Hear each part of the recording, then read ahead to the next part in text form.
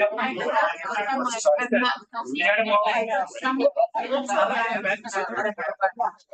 morning. Can you hear me on Zoom?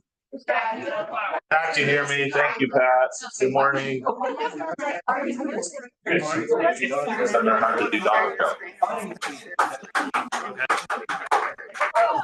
Show?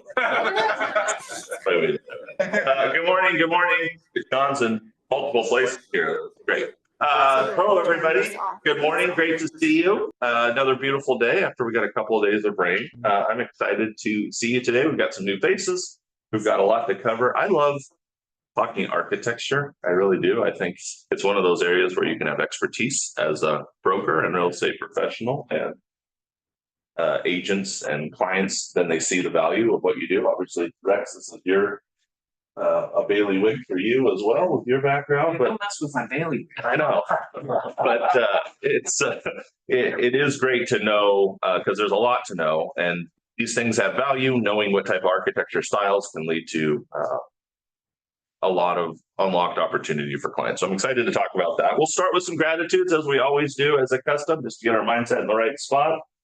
A couple people have anything that they are thankful for, something that's going well, personally or professionally. We'll do a couple and then we'll go. Henry, you're up. I'm thankful that I made friends with some of my former clients and was able to stay at her beach house in Bay City that I sold her 2 years ago. Was able to celebrate Mother's Day and my mom's birthday all in one weekend. Wow, how fun. That's awesome. Yes. Yeah, Rich. I have finally slogged through getting a permit on something retroactively that I should have got a permit on in the first place. And it's been just moved to sync, and it just created a domino effect, and it's been insane. But this morning was the end of that, and so we're kind of buttoning things up, and I got him to waive a bunch of the penalties because of this, that, and the other. Anyway, so I'll be able to rent. Good for you. That's awesome. What jurisdiction is this? Multnomah County. Multnomah County. Yeah, the fun one. Yeah. It's fun. The best one. The best one. Anybody else? Pat. Drew and Deem, I am grateful for Lynn Foster. I met her 19 years ago. She moved in with me 17 years ago. And on May 25th, we'll be getting married on the deck here at our Hillsborough home. So thankful for Lynn. Pat. She's a patient woman waiting for you, buddy. Yeah, we figure it's going to work out. So I think you'll be all right. I think you'll be. So, well, congratulations, Pat. That's a great way to end the gratitudes. We have some welcomes here today. Where's Chris? Is he in here? I'm back here. You got any people that On the way still. On the Shortly. Yeah, she'll be right. Ah, right on. right on? Wow. I didn't really have to bring walking shoes. It went popular. Yeah. Chris. That's funny. Anna, are you okay if we jump right into it? For you, really Sure. quick? It should be. Anna and I met yesterday. She's in a networking group with Eric Ryan, who said she's an awesome human being, but also a great agent. We met, we talked about ops. I said, you should check out our meeting, and I should have said, bring your walking shoes. Yeah, I was like, Albertsons. I was like, where's Albertsons? I preemptively tried to warn her about the parking lot, but yeah, here we are. But yeah, this is Anna, and thank you for coming. Yes, thank you guys for having me. I'm with Berkshire Hathaway currently and licensed in Oregon and Washington, but I'm looking to make a move. Good. Yeah. Used to covering some ground, both on the ground and driving with Oregon. That's awesome. And then we've got Vanessa and Evan here today. Good morning. Good morning. Tell us a little about yourself. Oh gosh. I have been in real estate for about 5 years. Yep.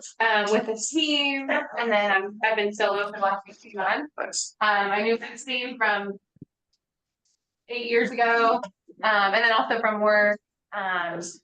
Really excited to connect. I know some agents on the team as well here with Ops. And then this is my son Evan. Yeah, I just got licensed last week. Nice, congrats. Right now, make decisions soon. Good. Yeah, so he's 19 years old and super excited to hit the ground running. That's awesome. Well, and I don't know if you got it. Okay, morning, Sue. I don't know if you caught a glimpse of Evan, but we're really, if they do end up joining, we're going to be the basketball team here is going to be. We still got a little bit of game left in. Maybe Chris does. I know Rhett does. We're still taking. Ben's got some game, right? You got some game. Should have team started. I think you carry 97% of the. Welcome. Thanks for visiting with us today. Where's Rakesh at? Rakesh, our rookie to rock star participant. Rakesh has a busy year. He's also been part of Oregon Realtors Leadership Academy. But in his spare time, and I should suppose his wife's spare time, they got a little business. You want to talk about it a little bit, Rakesh? Oh, thanks. Yeah, she started this literally last week. So it's a homemade cookie business. It's gluten-free. Check it out. It's basically just a chocolate chip cookie, but we would love feedback. So let us know what you guys think and love to have your business. And the best part, what's the name of the cookie business? It's called Gooey. Yeah. Gooey. Why did you choose Gooey? And she goes, you like your cookies gooey. I'm like, okay. Okay. So there's some cookies there and some bowls there on the island. Yeah. You want to try Rakesh's amazing wife's cookies. Yeah, absolutely. Thank you for bringing them in. Okay, let's do opportunities and needs, and then we will turn it over to Kelly and Fidelity and then Sean. So anyone has opportunities and needs, property that you're bringing to market, something on market that deserves a second look, a buyer who's looking for something specific. Robbie D. So I have got that property on the Tualatin River that I had last year at 1.7. It's on right at the lane, and it's off of Borland Road in West Lynn. It's on the Tualatin River. It is 4 bedrooms, 3.5 baths, 3886 square feet. Last year we put it on at 1.7. We really did not get any eyeballs. They've done a lot of work to it. Paint throughout the entire interiors and floors, the countertops. It's an absolutely beautiful setting. You get outside and you're on the river there. But that's coming back at 1.7. I'm having a broker's tour next Tuesday. I would love for anybody that can make it to come and give their price opinion. I think we're going to hold it there for about 3 weeks. Kind of a divorce situation. One party wants X, the other party Sold. Price needs to come down. And so once we get through that 3 weeks, I think it's his choice as to whether or what the price is going to be. So I'd love to have your price opinions if you can come by. And then I've got a listing out in Hillsboro that's been on the market for almost 45 days. It's staged. It's 3 bedrooms, 2.5 baths, about 2,100 plus square feet. It's in Reed's Crossing. The challenge that we've had is that we're competing with all that new construction out there with builder incentives, and we started at $599. We're down to $575. But it's very, very lightly lived in. It's really, pretty house. Not much of a yard at all. But, we have not had one show in 5 days. And I've talked to a couple of other people that have had listings out there, and they've said it's been really, really tough out there. But seller is motivated. Price needs to come down, but seller's motivated. So, if you have anybody for that? Love it. Same way. Something. Yeah, I'm getting a lot of head nods from that. Rex. This is kind of a sidebar. Well, I do have a property coming up on Northeast 110th. That's a 2-bedroom, 2-bath private.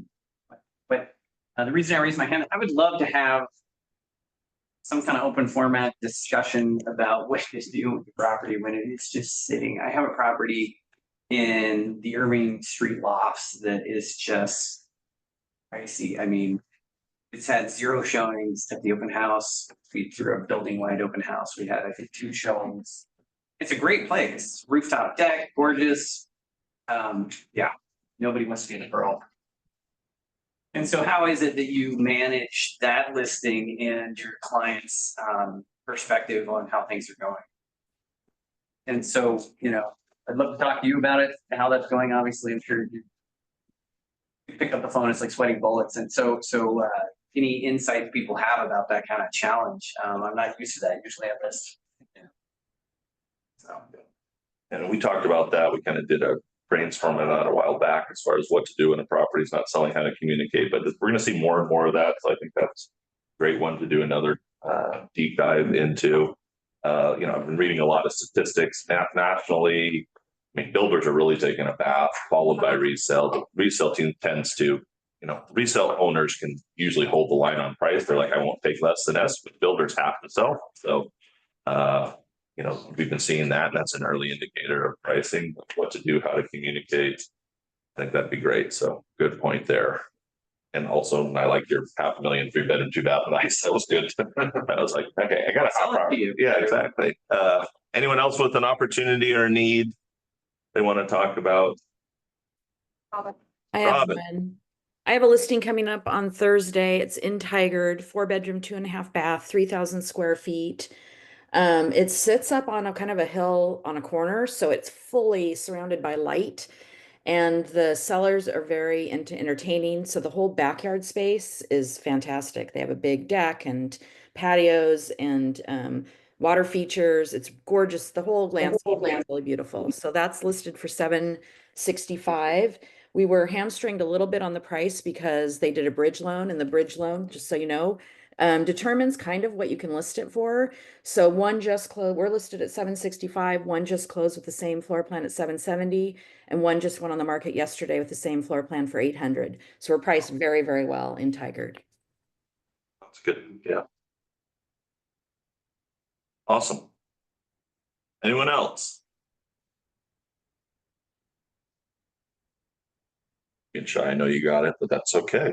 Shy today. Hey, Drew, can I ask a question? She said that because of the bridge loan, there's a limit to what you can list it for. Can you kind of go a little deeper on that? Yeah, a lot of times these low. Yeah, go for it, Robin. So when months ago, when we were and they were trying to figure out the bridge loan, I had to give some type of a CMA or value at price. So that was, a few months ago. So I gave them a price right around 750. Well, then they have now since told us once they bought their new house, the market, now we're in spring market, they said you're only allowed to go up 5% from what I originally said months ago. And so, this price is such a good price, then we'll probably get it sold pretty quickly. So in a way that's good. And hopefully we'll get some excitement this weekend, but they did tell us what we were allowed to do based on what I had said before. Is that a normal? So that's very common with anything that's creating that uncertainty for the bank. So for instance, HomeLight has that buy before you sell product also. And what they'll let you do is they'll let you list at seller's price. Hopefully we're not listing at seller's price, we're listing at prices that agents are recommending, but they'll let you list at whatever price is agreed to for, I think it's 90 days. But after 90 days, you have to go back to the bank's price. So it is very common when they're putting money out for this uncertainty to do that. Yeah, Sue. I found out with a HELOC, that's the bank that gave the HELOC has to approve the home going on the market.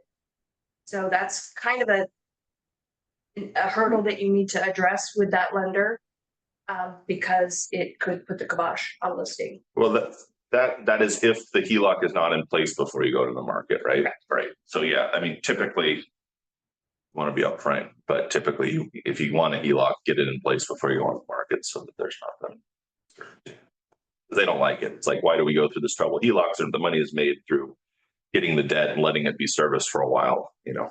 Like lending you $100 for 10 seconds and getting a penny of interest. It's hardly worth it for the bank. So yeah, good discussion. Anyone else? Opportunities and needs. Okay. Did Ruth make it? Yeah, I was just gonna say. Oh, hi, Ruth. Yeah. Hi, Ruth. So Ruth is a JMA agent. I'm sure Teresa knows her as well as Brian and Jamie. But she's just coming and saying hello. You want to give us a fun fact about yourself, Ruth? Your background? Fun fact, shoot. Like Drew said, I'm with JMA.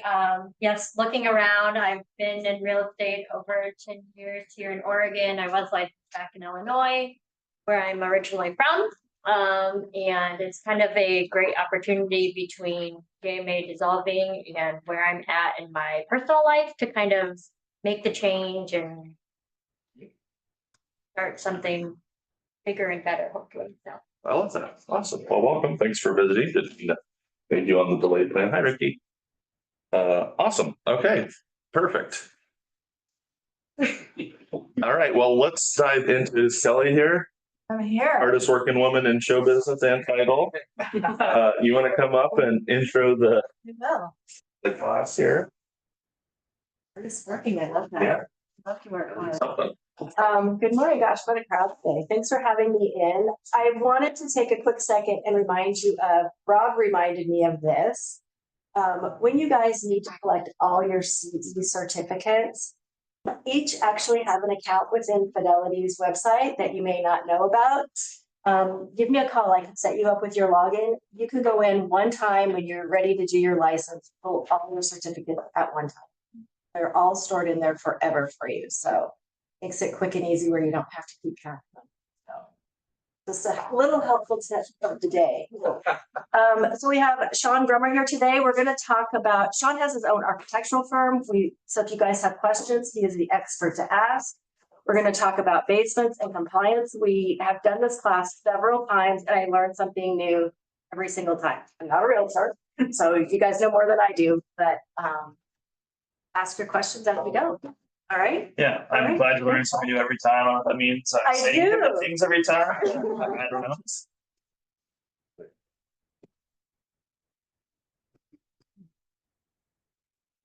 So I've not done a in-person and on Zoom before. If I knew it was on camera, I would have put my hair today, but You can borrow my comb if you want. yeah. Stiff brush.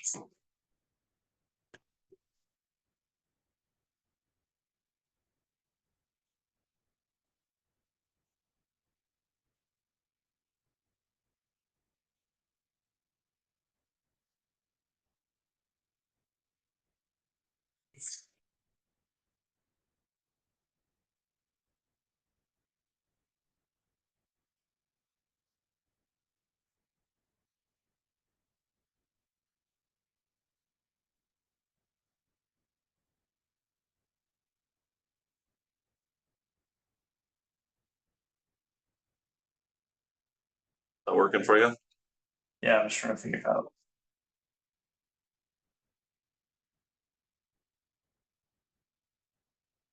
Okay, yeah. On your side, about to advance it through your slides then, or? I'll just share mine then.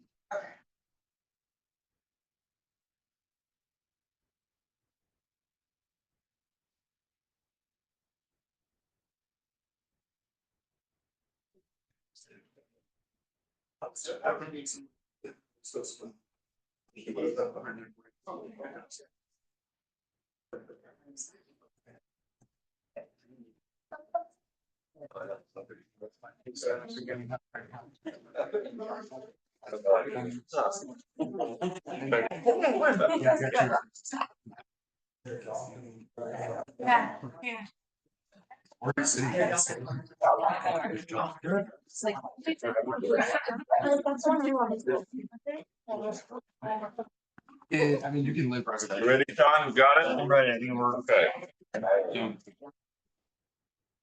I'll be flying blind. I usually have notes. I can at least hit 2 topics, but we'll see if I can do notes here.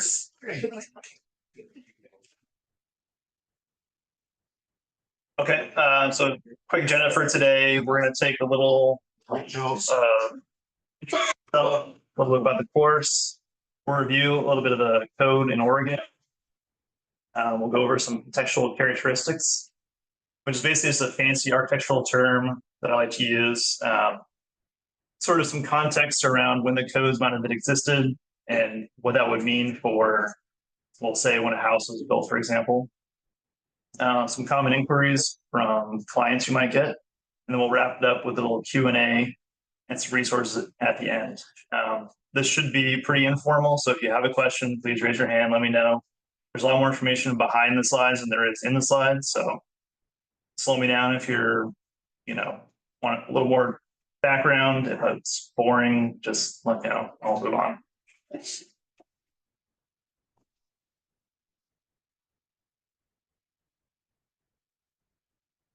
All right, my name is Sean Grummer. I have my own company here in Oregon, Grummer Architecture.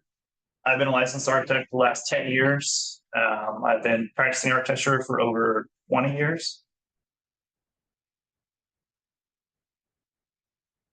In this course today, we're going to, talk a little bit about basements primarily for today. That was the topic I chose. After reviewing the whole entire house, I decided one area was easier to focus on than the whole thing. There's a lot of codes out there. I tried to make it pretty interesting using a lot of diagrams to simplify some of that code language into easily digestible graphics for you guys. Walking through some existing conditions. So an existing example of a house, we'll kind of pick it apart and just show you how to walk through one, what you might see.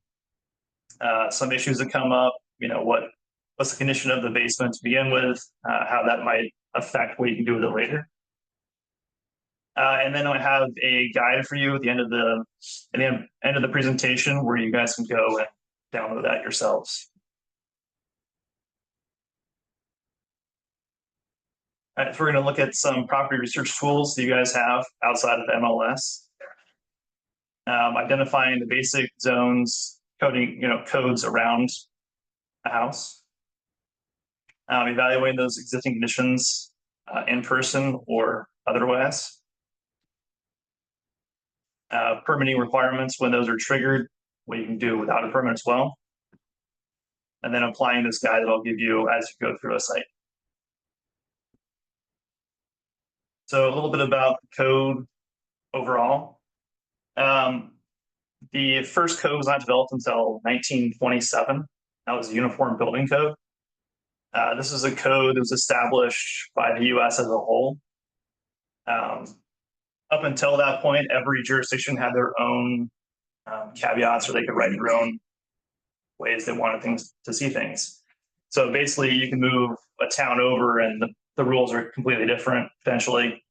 But eventually they decided it was better to have one common core of code and then have jurisdictions either adopt or deny those as required.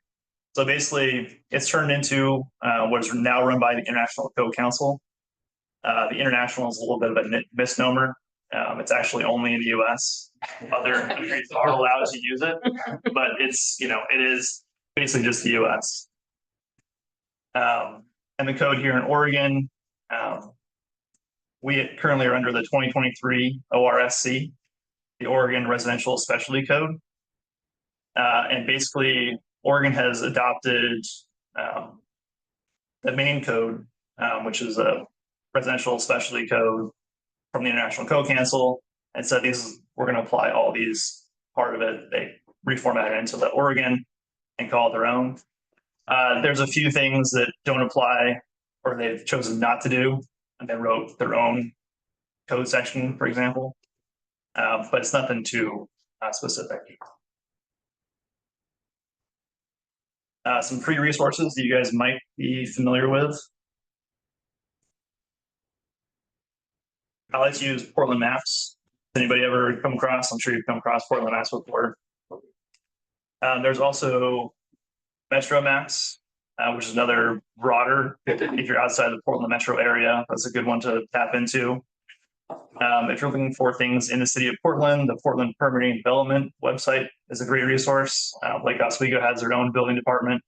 Any jurisdiction you're in will have a building department, and they will kind of have, they're a good resource to figure out what codes apply to the area. It's a great place to refer your clients to if they're looking for more information. And then there's a website which just shows you all the applicable codes in Oregon. So what we'll review today, it's basically based just in Portland metro area, but the codes are very universal. I wouldn't say there's like one area I can think of in the presentation, which you'll notice applies only to Portland. But on the whole, it applies to a whole house, for example, or any property in the state of Oregon as well as the US.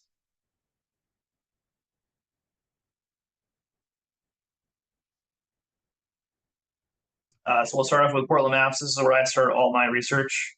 Whenever a client calls up, I always get their address, pop it in here. That'll take you to a page. It'll pull up the exact location where they are on the map. I do recommend to check this yourself. Sometimes this is not right. So it's good to just pull up your Google Maps next to it and just verify. Mostly it's correct, but occasionally it doesn't get this correct. But the information on the right over here, it does get correct. What I look for initially is the year it was built. And here we see this one is 1912. So this is before the code was actually fully developed. And the zoning code. So right here, we see that it is an R2.5. And if we don't know what that means, we can actually click on that link, and that'll take us to a 10,000 foot view of exactly what that zoning code is. So we read here, that's a 2.5 is one housing unit per 2,500 square feet.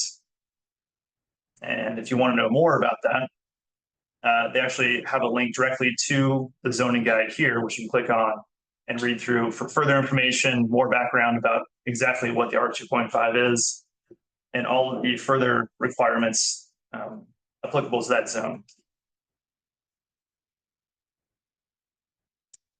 I then take a look at overlays, which can be found here in this tab over here, the permits and zoning tab. If you click on that, that opens up, and then we'll focus on zoning districts first.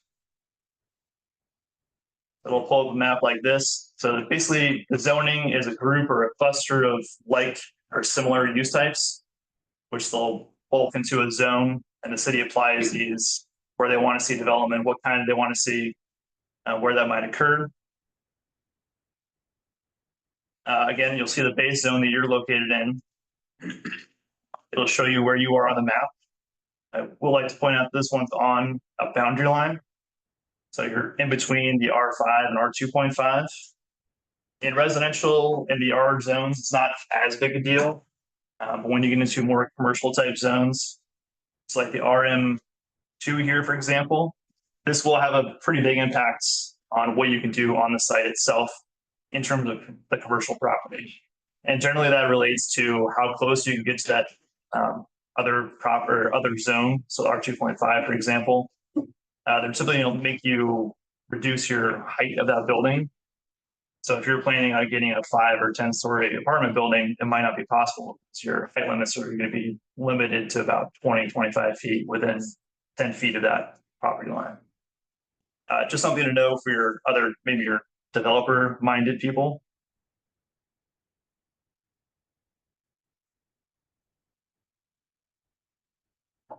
The next one I like to look at is permits. What work has been done to the home, if any? So we'll go back to that same tab, click on the permits here, and it pulls up this chart. We see on the right, there's a list. We have one ending in RS, one in ET. We bop to the right, it gives you a quick overview of what that is. I will say that in these zones, I always pick out the RS, ones that end in RS.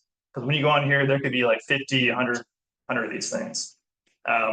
So I scan for the RS because that means something structural where a layout was modified for that house. So in some way, there's an addition, they move some walls around, something more than just replacing a light bulb, for example, or, they upgraded their sewer system.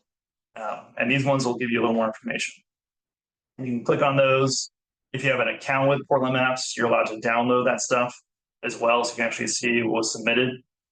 Now the city, everything's done online, so you submit your full permit package for review. And as the public, you can actually do everything they submitted for that. How do you get an account with that? I've never heard of that. Portland, it's just like with the city of Portland. So when you go to download that, it'll pop to that page right away. That's free? Yeah, it's free. It's all free. So for me, that's a great resource because if they're working onto it, I can see kind of what they did and just at least get a heads up on what issues might come up. And a lot of times there are 87 line items or whatever, and there's Yep. only 2 or 3 things where they actually have deliverable dates that was closed.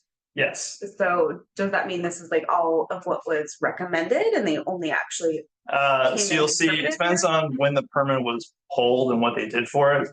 Under the PER program, which is where a contractor could just actually do the work and then they submit stuff later.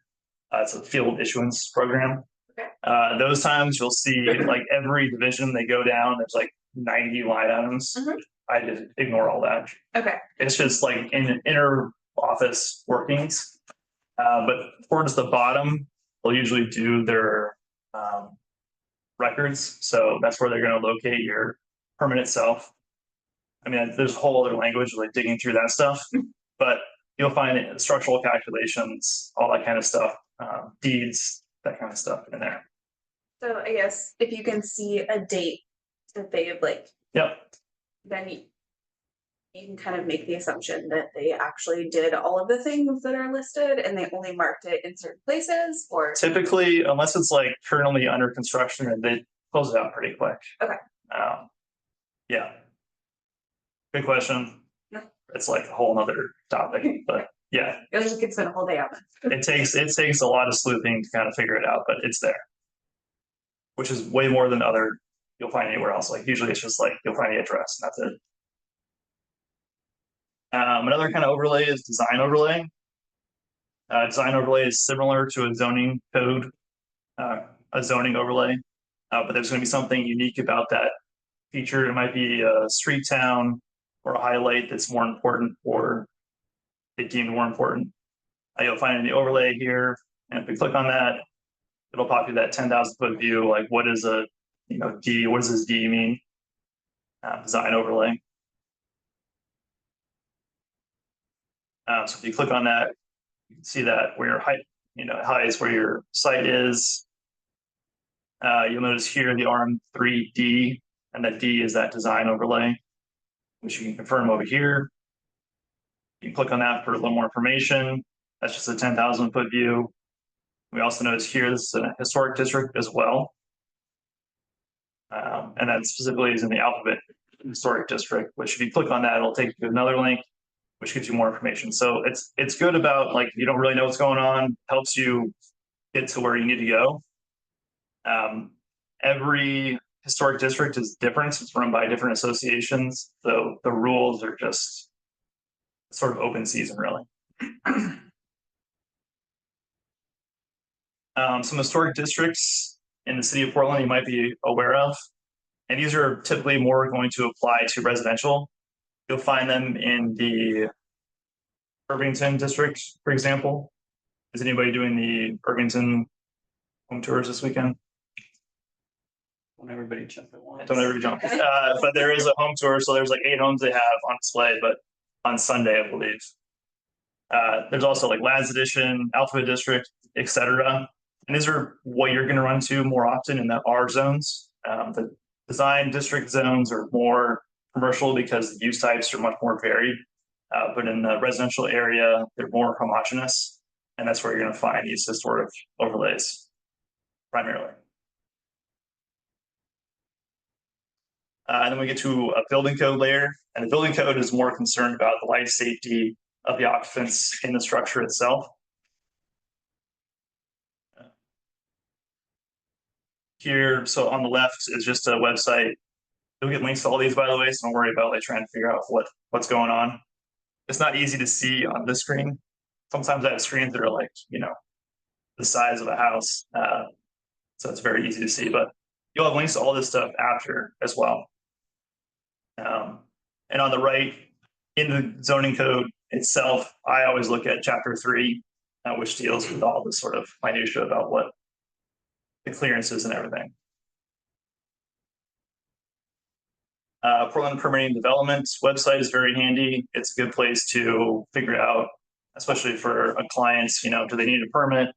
Are they looking for just general information about their house? Which codes and rules apply, how to get a permit. And they also, now you can do a 15-minute appointment. You can sign up for a 15-minute like Zoom appointment with city officials. Oh, yeah. I appreciate that you touched on zoning. However, I was wondering if you could give us your best explanation of R ratings and density. because this is something I find difficult to explain. I was wondering if you. Fire ratings. Yeah. That's strict code, section 6. Fire ratings. Like Oh, they are. density. Yeah, so I didn't do that because it's a whole nother topic. Okay. Yeah, and that's why I did basements, and you'll figure out why I did basements instead of FAR. But in the city, you're allowed to do a 15-minute appointment for free. In these appointments, you can bring whatever questions you have, and they can point you in the right direction or answer questions about, is X possible? Is Y possible? And actually help you figure out other areas of information where you might need a little bit more, or something you hadn't thought of, for example. The 15-minute appointment is free. If you choose to, you can do other appointments with them for a small fee. But oftentimes I do these because it helps with the permitting process itself. It just expedites that process because you figure out what they're looking for, what they want applied to it.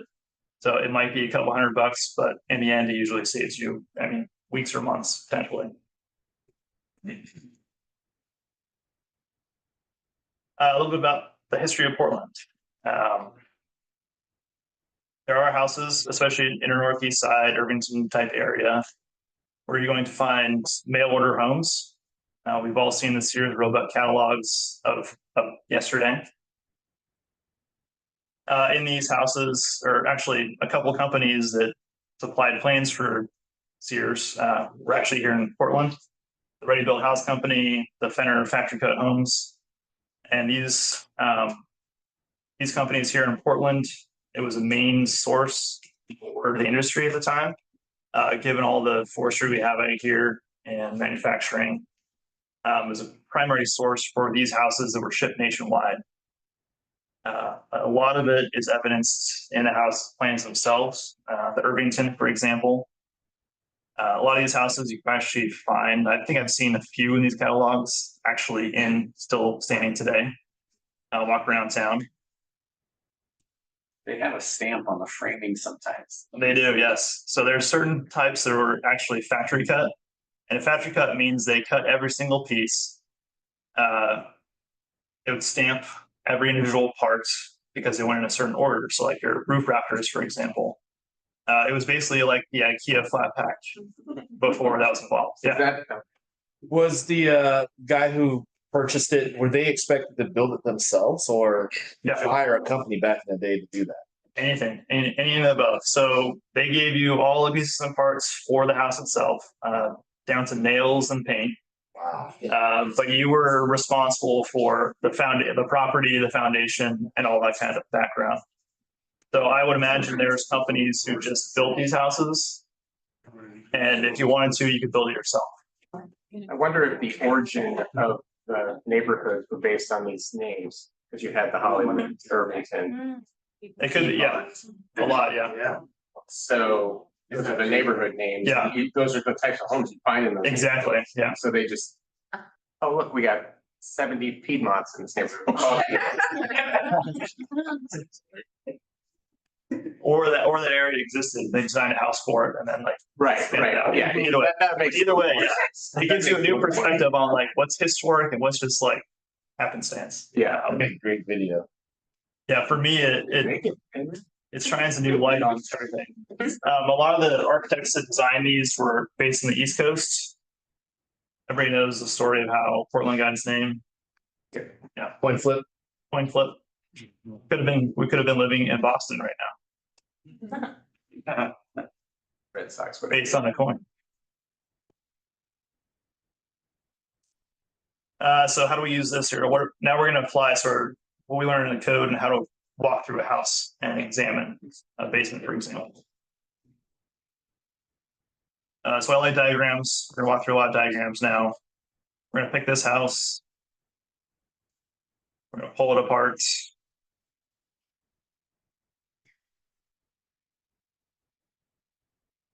And we're going to assess it.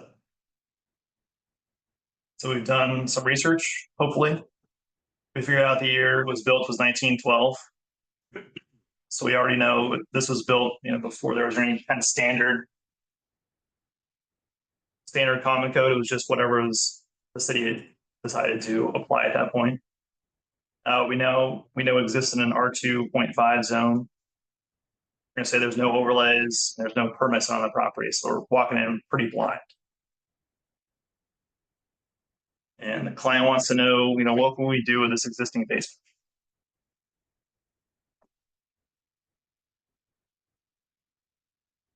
So these are all going to be part of your guide that you get at the end of the presentation. This is set up in a way that if you've never walked through this house before, you're showing for the clients, you don't know what's going on. You're going to walk through this with them, and as you do it, you can actually follow step by step with this guide. So we'll start with the access to the basement at the stair itself.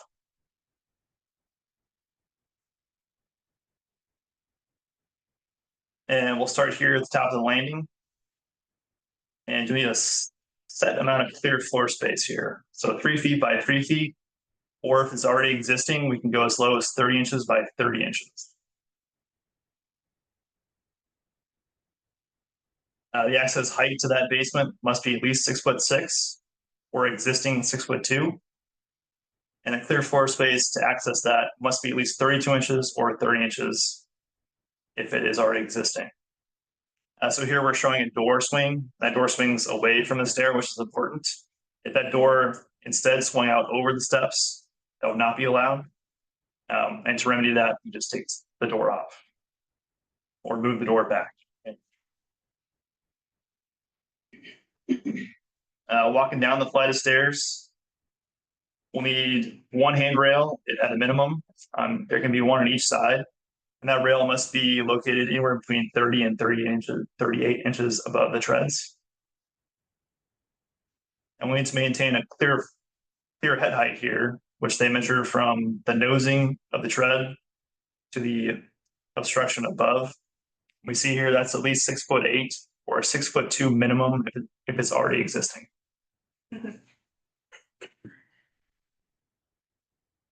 Down here at the landing, you'll notice that where the stair turns, you have to maintain that same clearance or dimension clearance, 3 feet by 3 feet, in either direction at the very bottom of the stair and at that turn of the stair itself.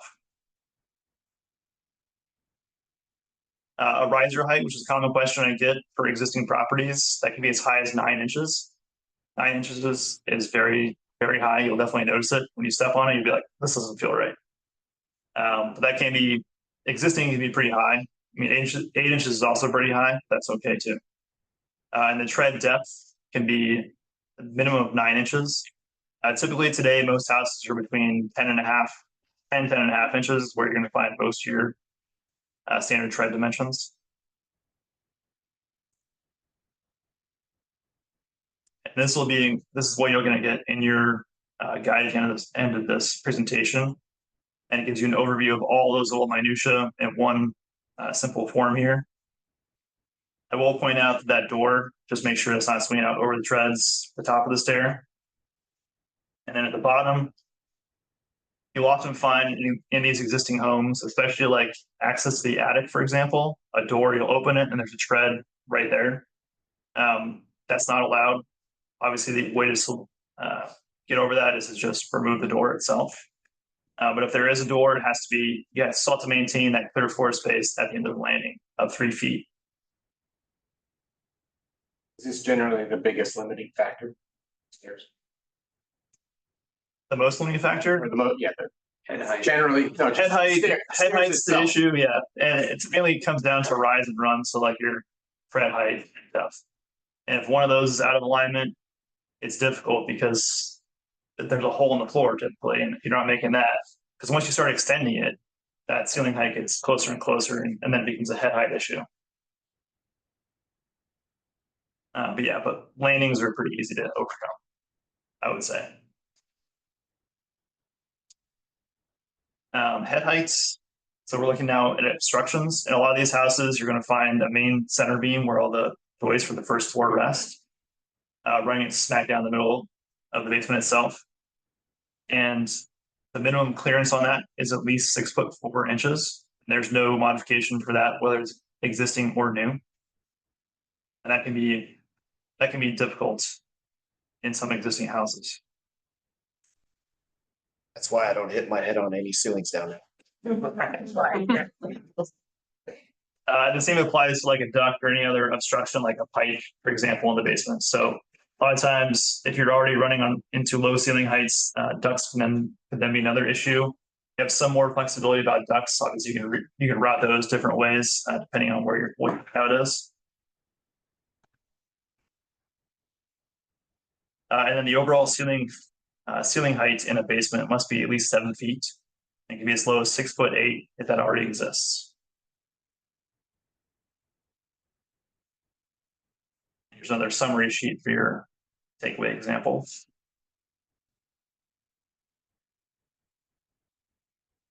So if we've gone down the stairs and the ceiling heights are all looking good, let's add a bathroom. And this is I would say, unique code that applies only to the city of Portland. And that'd be adding, it's their simple bathroom permit program. Has anybody ever walked into a basement and just seen a toilet sitting down there? Operable toilet just floating out there in the middle of space. Man best. Single one, it's usually like right next to the washer dryer. And I think they're on a pedestal. Yeah, they're on usually like 6 inches off the ground. I think they were putting those in, they're putting the sewer system in, they're just like, why not throw one in? So there's a lot of these that exist, and the way to actually codify that, because you're usually not on your document records with the city itself. So they might only list you as like a 1 bath, for example, but you want to add something else. There's already one there. There's a way to do that. It's very strict, or a little more strict than typical. You can't be altering anything else in the house itself at the same time. You can't make any changes to any walls, structural or otherwise. There can be no more than 3 toilets on the property at the time. So if this was the 3rd toilet you're adding to the property, you're okay. But if this would be the 4th, then you have to go through a different process to get that. So some people ask if 3 is the max you can have in a house. That's not true. You can have as many as you want. It's just this permit, they limit how many you can do it at the same time. It has to be in the house itself. So if you have an ADU, for example, in your backyard or somewhere else, and you're trying to, circumvent the code in some way, they're trying to limit that as well. In order to call it a toilet or a bathroom, it must have a sink in the same room. And you also need a clear floor space to get to that basement itself, minimum of 3 feet wide. So here in the lower left, we see, for an example, where that toilet might exist, or maybe you want to put it there. And on the right, we're showing a 3 foot wide clear floor path.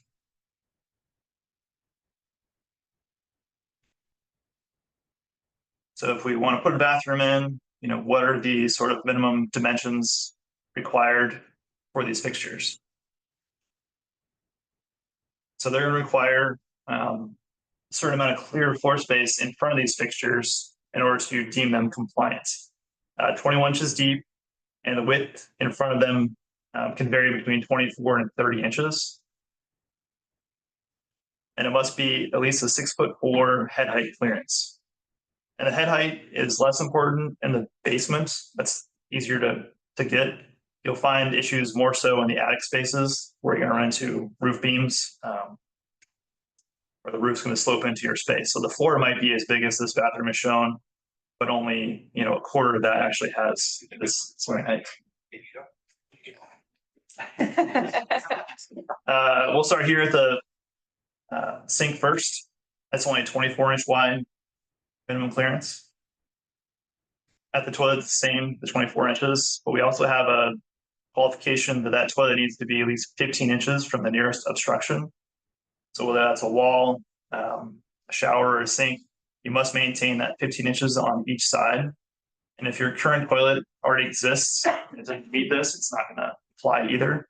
There's no way around this because a toilet is a basic component of a house, and it's something you don't upgrade often. And if you do, you're swapping out fixtures. So they're trying to update that in a way that makes it future-proof in a way. In the shower or bathtub itself, you're also required to have that clear floor space, not only in the fixture itself where your shower head or your bathtub is, but also the access to it.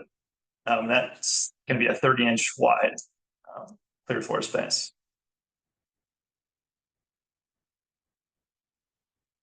So if we've gone this far, we're probably going to try to add a bedroom down there, because why not?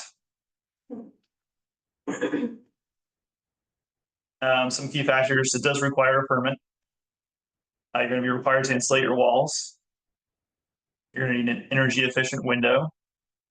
You're going to need to provide natural ventilation. You're going to need to provide natural light. And you need to provide a means of egress from the space itself. And What is natural ventilation? we'll go through it all. Okay. Natural ventilation is just what you think it is. You open a window and there's natural air coming in space. Oh, okay. It can be mechanical air, but it has to be sourced from the outside. So if you have HRV, for example, if you are adding more than 30% of square footage to your house, so if you're finishing a basement that wasn't finished before, you're gonna definitely, it's like a 1-story bungalow, for example, you're basically gonna double your square footage. And they're gonna actually make you do some more energy upgrades besides what you're just doing here.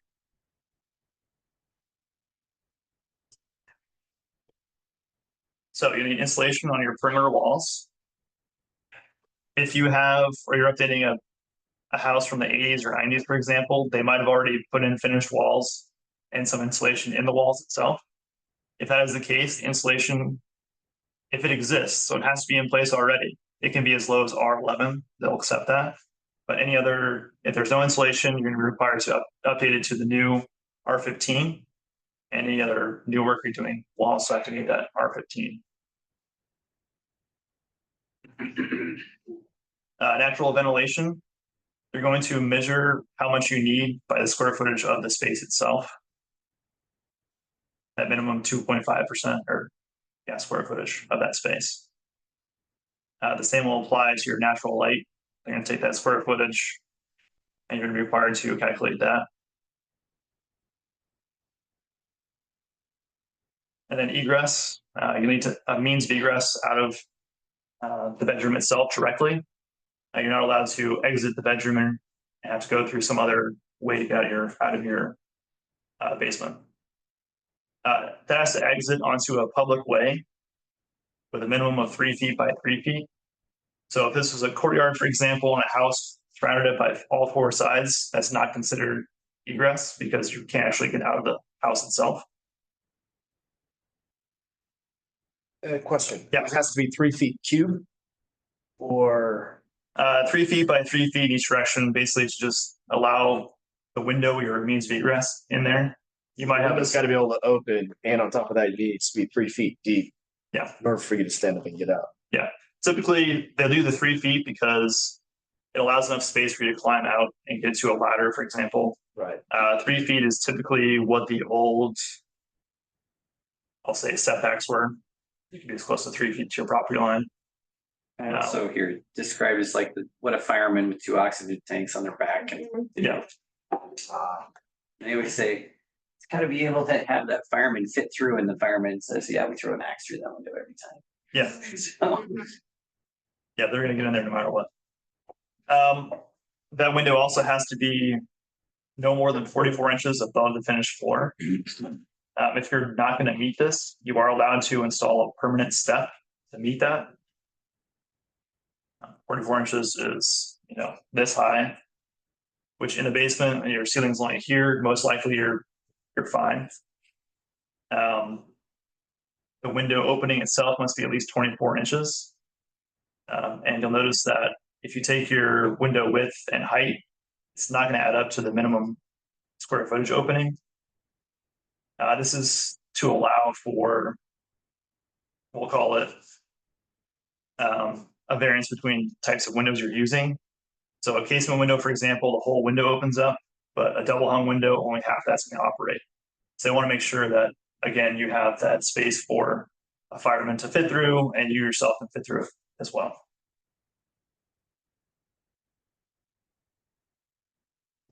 So we meet all those requirements. Congratulations, you have a bedroom. smoking carbon monoxide. Yeah. Can you explain why we have to have natural light? I think the natural light is just a side bonus of the egress. Yeah. So if you make your egress, if you make your window comply with egress, you're going to get natural light. Hypothetically, let's say that, the egress window opens up and you've got the Empire State Building right in front of you and, you can't get enough sun. Would that prevent you from? No. Okay. Don't count. Yeah. One other question. I've seen where an egress window is on the driveway side. And they'll have some kind of grate because Over it. car, Yeah. to drive into the basement or someone to fall. As long as that grate is can be pushed out. So. Yeah, a lot of times you'll cover that for kids for fear of them Right. falling in or something. Does the bathroom need? No. So yeah, egress is only required in the bedroom itself. So a lot of times you'll see those real small windows at the very top of your. That's a typical condition. If you're not putting a bedroom in your basement, you're not required to have egress besides the access to the basement itself. So if you have a studio bedroom in your basement and you have a back door on the stair, it leads to the outside. Oh, like the half landing. Yeah, that can be your egress. Yeah, Yeah, the studio setup. it's just open. Yeah. How about heat? Does it need heat? I don't think so. I think it does. A minimum amount of heat. I mean, if you're gonna have your basement occupied, you'll probably have heat. But And this is all just assuming it's compliant, not that because of what people do. right, this is basic compliance. Yeah. Yeah, actually, I wanted to make a comment about that. Sometimes, or oftentimes, I list a house and somebody has done something without a permit, let's say. Yeah. So I'll say, okay, it's been done without a permit. Yeah. Sign this saying it's been done without a permit, and so let them know. But it still has a lot of value, even though maybe the head height is 6'7", right? You've got a short fire, ideal situation. I'm not the tallest guy, for example. Yeah. So that's just a sidebar, because I've dealt with this before where some people are like, well, that basement's worth $0. It's like, it's what the eye of the beholder and the purchaser chooses to make it work. It's what a willing buyer and willing seller. Yeah. May not be compliant. I think what I've heard is if it's not compliant or it's not permitted and there was a fire, there could be an insurance issue. Huge. Right?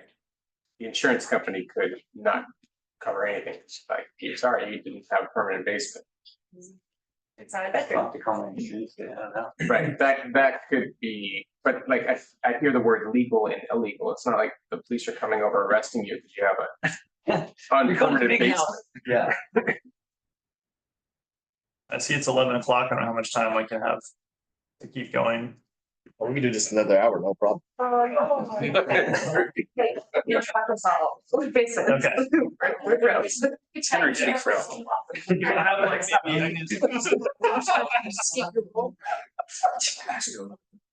So going back to our kid homes, for example, these were not designed to be occupiable spaces, the basement itself. In the plans I referenced, this is a milk room. This is more just secondary additional space. People, habitable basements were a thing in the 1900s, but those were for more like high-end established clients.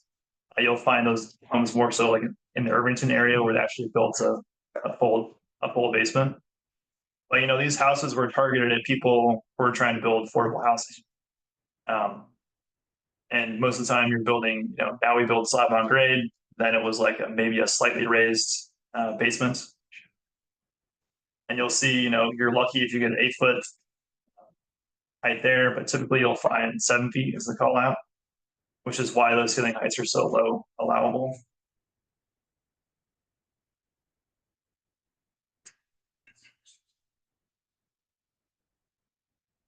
Issues with existing basements. A lot of times these houses are not actually bolted to the foundation. We've all watched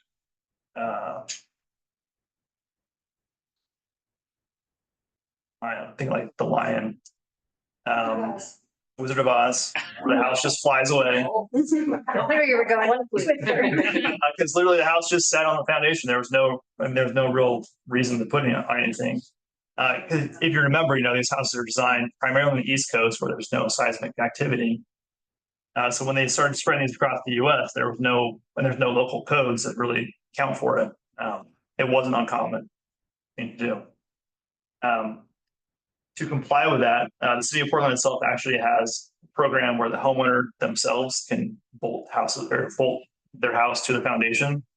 They give you all the requirements, the spacings, and the materials required, or they tell you the materials required to do it, for you to do it yourself. Otherwise, you're going to hire an engineer or a company to come and do this for you. You also find a lot of times they built a foundation just above grade, and then they built a small pony wall, or what's called a triple wall now, above that to give that basement a little bit more ceiling height. A cripple wall is exactly what it sounds like. It's designed to cripple. This was the time in the 50s before they really fully understood seismology and how it affected houses. It was designed to crumple and allow the house to fall on the ground. That was thought to be a more safe solution. It turned out that it's actually worse than the house just sitting on the foundation. But you can go back and you can reinforce these. So on the right there, we see, the foundation bolted, and they're putting some sheathing and structural tie downs to strengthen that connection. And you can do that with plywood. Yeah. To make that connection. Yep. Wow. That's all a house is up above that. And there's a lot of companies that'll say, well, you need to take the steel up to the main floor. So you have steel. It's whatever. I mean, every year they kind of make it more strict because they realize that things are not quite as great as they thought. So another problem you'll have a lot of times is water infiltration into the basement itself. If you remember, these house foundations might be poured in the 1900s. Concrete in general has not really come to a common mixture or quality until after World War II. So any house that was built before like 1950 is probably going to have water issues overall. In the early 20s, there was a concrete shortage. So a lot of times you'll find companies or contractors back then would just mix in more sand. So now you find that as you touch the wall and it kind of just crumbles away. One way to remedy this is an interior French drain. In this scenario, they're going to jackhammer out the perimeter of your basement slab, dig down, put in a perforation pipe, some gravel over that, and cover it back up. So basically, you're allowing that water to come through your wall and then directing it down and out through perforated pipe at some pump. Typically, this detail is reversed on new construction, so you'll find this all outside, so water is not actually entering your house; it's being stopped from entering, but at the same time being filtered away as well.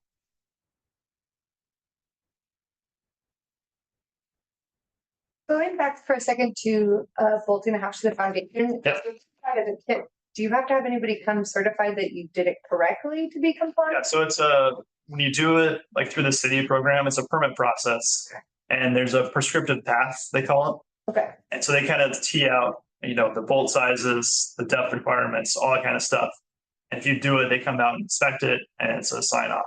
Okay. I did it in my house. It is really simple. Oh, okay. Yeah. Did you do it yourself or like hire? My dad was a civil engineer, so he helped me. Okay, okay. So, but if we had a client who was afraid that they didn't want to pay engineering fees, they can hire a general contractor to do it and then still have it permitted? You can hire a handyman. A hand, okay. Yeah. So it's all, okay. So what do you do if your ceiling height is just not cutting it, for example? You're at 6'7", there's no way around it. You can jack your house up. You can build that reinforced cripple wall. That's one solution if it's okay to raise your house. If you're in a historic district where that house needs to be set, built in place, you can go down. So you can jackhammer out your whole entire slab, dig down, or you can just do a whole hog replacement of your foundation itself. To do that, they're going to put in a couple I-beam spheres through the whole entire house. They're going to jack it up and get down there and do what they need to do. I will tell you, this is a great way to build interest in the open house you have later. Really want to see you, but yeah, this I took a picture of this house, so it's like a month ago. I was like, I love this house so much. I want to dig down and stay So here for the rest of my life. there's incentives, right? So getting back to the FAR question, for example, your basement is not count against you for FAR. So FAR is the ground level up. So any square footage you have below grade is not counted against you in that calculation. So homes like in the Irvington area are already like either at or slightly over what the allowable FAR would allow. But if they finish their basement, they can keep increasing that. I think lots of houses get lifted in Irvington already. Mm-hmm. You know, they meet the historic guidelines. Right. They just like, you know. It's a new house. Yeah. So a lot of times you'll see people doing that and taking advantage of that to turn into an ADU, for example. So you're leasing that out now. It creates a second unit, which they either use or they rent out themselves. That is basically the end of my presentation. Outside of permit triggers, there are links to all this stuff in the guide, which I'll get to here in a second. It's pretty common sense. Basically, everything requires a permit in Portland. Long and short. You know, you can do the work yourself. There's this caveat that if you do electrical work and you are going to rent or sell that within 6 months, not allowed. Yeah.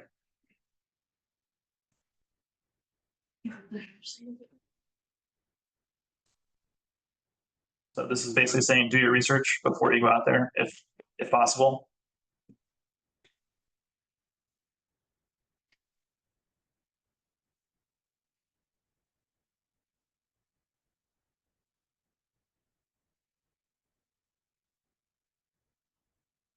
So this will just cycle through. You know, this will take you to a website, enter information, and you'll get the guides sent to your inbox. This is my contact information. Sure. Any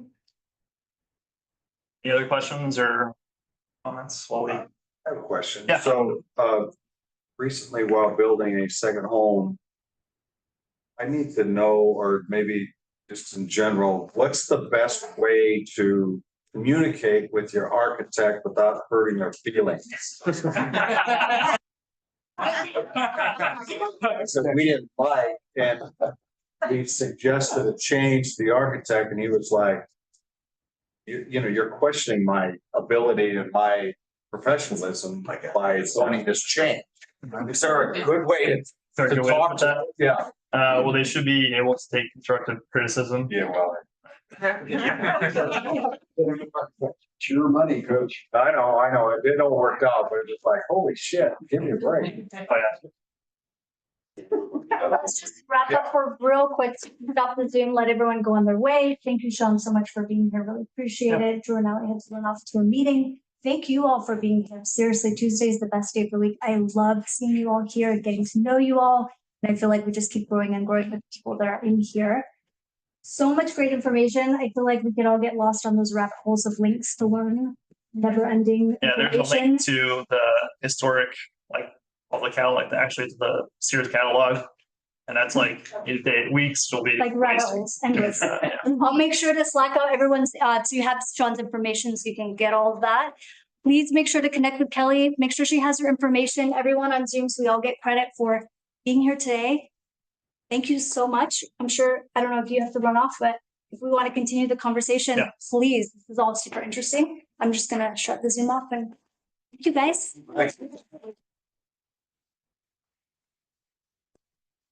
I'm done.